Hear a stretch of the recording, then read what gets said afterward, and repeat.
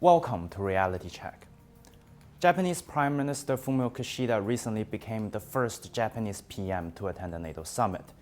He said Japan intends to upgrade its partnership with NATO significantly after the Ukraine conflict because security in Europe can't be separated from security in Asia. Translation: I'm with you on Russia. I want your support on China later. In even plainer terms, I need some firepower. After it was defeated in the Second World War, Japan wasn't allowed any offensive military capabilities. Japan's constitution, drafted under America's supervision, by the way, only left room for self-defense. So the Japan Self-Defense Forces, the JSDF, grew to become Japan's de facto military. But JSDF didn't really remain self-defense. It started with supportive roles, like it did during Operation Enduring Freedom after 9/11 for reconstruction. Then in 2015, a vote in the National Diet broadened the JSDF's scope, allowing it to defend other allies in cases of war. This year, Japan started to go after defense treaties. It signed one with Australia in January, and is looking for similar pacts with the UK and France. Now you may ask, why isn't the United States stopping Japan? Didn't America force Japan to be pacifist? It did. Then it didn't. Between 2016 and 2020, the United States accounted for 97% of Japan's defense equipment imports. In 2021, Japan is reported to have more than 900 warplanes, 48 destroyers, including 8 Aegis missile combat systems, and 20 submarines.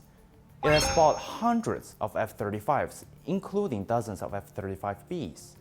F-35s and the Aegis systems are made by American arms company Lockheed Martin.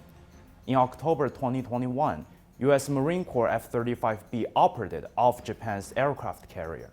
Japan is the largest user of American stealth fighters outside of the United States. In the past few years, when the United States changes diplomatic and strategic stance in the Indo-Pacific, so-called, Japan also changes position accordingly and has a the so-called free and open Indo-Pacific strategy. So I think at this point, Japan again wants to play a assisting role, in some areas even leading role in the defense and security arena, and building more stronger coalition within the Quad or other bilateral security arrangements with the United States. This is the World Bank data on Japan's military expenditure.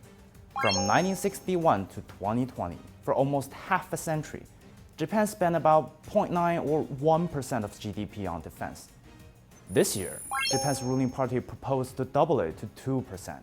It means giving Japan the world's third largest military budget. Doesn't sound so pacifist, does it? Japan has bandwagoned America's strategic goals and China's threat to become a military powerhouse. And it is fidgeting, even without full military autonomy. It's sending an active duty military officer to China's Taiwan region.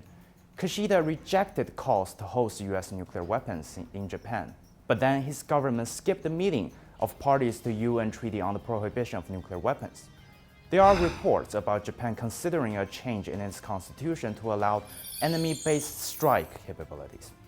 That is beyond self-defense. The last time Japan had a strong military, East Asia was consumed by it.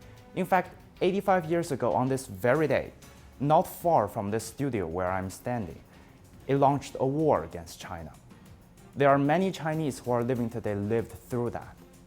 This time, Japan is getting support from the United States, the only country that deployed nuclear weapons in combat, a country that fought wars for 230 years out of its 246 years of existence. Warmonger and warmongerer. It looks very dangerous.